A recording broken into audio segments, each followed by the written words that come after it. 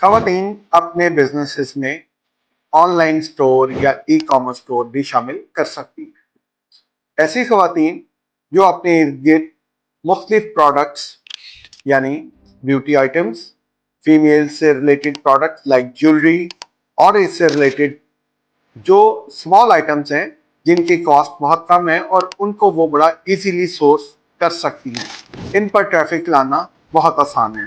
آپ اپنا social media page بنائیں اور وہاں پر آرگینک ویڈیوز ڈالیں۔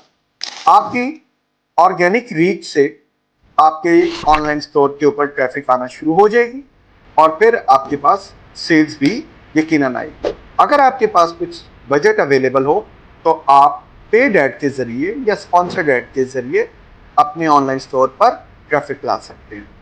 لہٰذا اس طرح سے خواتین اپنے آن لائن سٹور بڑے اچھے انداز میں رن کر سکتے ہیں۔ امید ہے یہ ویڈیو آپ کے لیے مفید ثابت ہوگی۔